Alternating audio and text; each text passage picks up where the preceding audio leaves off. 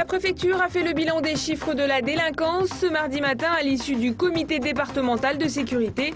15 squelettes ont été retrouvés au Jacobin, une partie du charnier vendéen de 1793. Les kinés en colère devant le tribunal du Mans ce lundi. Ils refusent d'adhérer à l'ordre des masseurs kinésithérapeutes. Et enfin, le cirque Grus s'installe depuis ce matin au Mans.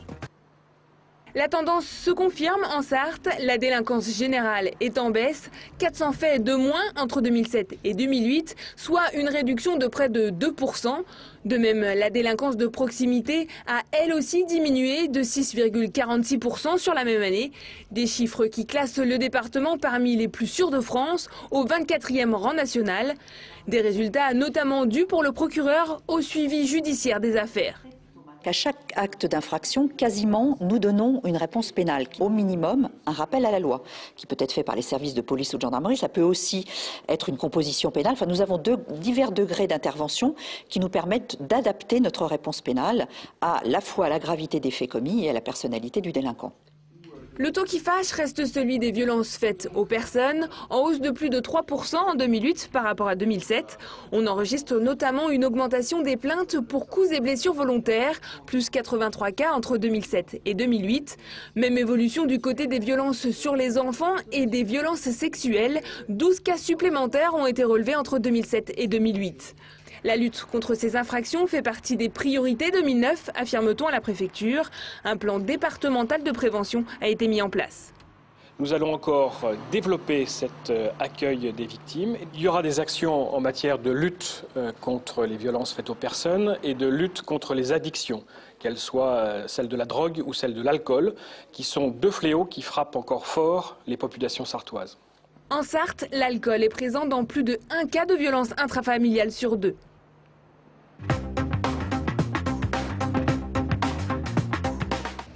Le geste est sûr et soigneux, c'est avec des instruments de dentiste que les archéologues mettent à jour ces corps enchevêtrés, vieux de plus de 2 siècles. Il y a des ossements où ils sont vraiment en contact avec la chaux, on n'a plus que de la poudre en fin de compte. Donc on les casse forcément, hein. Donc on peut pas, on laisse tel quel et puis on passe aux ossements un peu mieux conservés. 15 corps ont été trouvés à l'heure actuelle, sans doute l'infime partie du charnier vendéen. Quand après la bataille du Mans en 1793, des milliers de Vendéens meurent de maladie ou sous les coups des manceaux.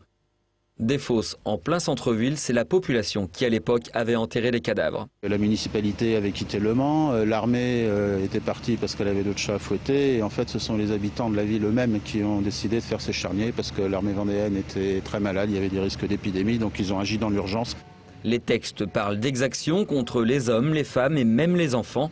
En fin de semaine, les corps seront transportés au laboratoire de l'INRAP pour analyse. Ils donneront alors des éléments de réponse sur les circonstances de la mort de ces Vendéens. En attendant, ils posent surtout des questions. Pour l'instant, de visible, il n'y a aucune trace de coup, en tout cas. Maintenant, généralement, ça se voit mieux une fois les ossements lavés, donc prélevés. Hein. Mais c'est vrai qu'actuellement, il n'y a absolument rien de flagrant. De même pour les traces infectieuses sur les ossements.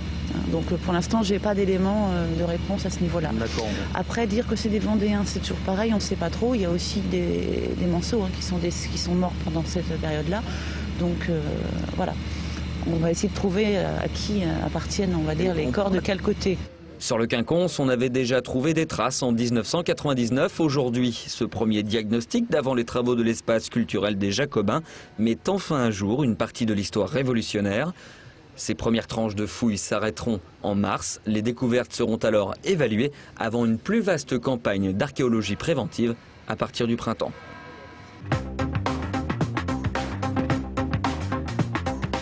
Une quinzaine de kinésithérapeutes manifestaient en fin d'après-midi ce lundi devant le tribunal de grande instance du Mans. Une mobilisation en réaction à la plainte déposée contre 50 d'entre eux pour exercice illégal par le Conseil de l'ordre de la profession. La plainte déposée en juin dernier vise à faire appliquer l'obligation légale d'appartenir à ce conseil et donc de cotiser pour pratiquer cette activité. Mais pour les professionnels concernés par les poursuites judiciaires, la création même de cet ordre en 2004 était inutile. Elle n'a pas d'intérêt, c'est inadmissible la façon dont ça fonctionne et ils en sont arrivés à porter plainte contre d'autres kinés alors que la fonction qui s'attribue c'est de défendre la profession, la façon de la défendre c'est de porter plainte et de menacer d'interdire de travailler certains de leurs confrères. Ceux qui travaillent à l'hôpital vont même plus loin. Ils estiment que cet ordre est contraire au statut de la fonction publique. Nous avons déjà un organisme disciplinaire au sein de la fonction publique, de la fonction hospitalière, qui gère les problèmes qui peuvent se passer. Donc il y a trop de...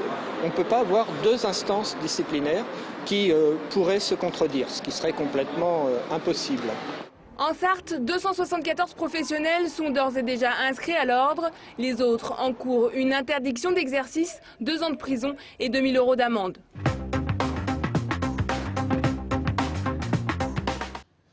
Pas dérangé pour un sou, les tigres. Faut dire que chez les Matous, l'heure de la sieste, c'est sacré. Et pourtant, à quelques mètres d'eux, 53 bipèdes s'activent depuis l'aurore pour monter le tout nouveau chapiteau du cirque Arlette Grus.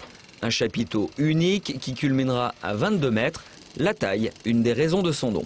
C'est le chapiteau qui est dédié à un moment, c'est pour ça qu'il s'appelle la cathédrale, et c'était aussi le but de créer une nouvelle chose pour les 25 ans qui arrivent en 2010. Opération délicate, il faut dresser les poteaux de soutien. Le compas dans l'œil, l'équipe se coordonne pour trouver la verticalité. Puis ce sera le tour de la coupole centrale, des projecteurs et enfin de la toile du chapiteau. Un travail titanesque réalisé seulement en 20 heures. Impressionnant aussi, ces quelques chiffres de la Tournée Grus. Avec son équipe de 120 personnes, c'est plus de 50 semi-remorques, 355 représentations et 460 000 spectateurs. Les Sartois sont attendus au Mans sur les gradins du 19 au 25 février.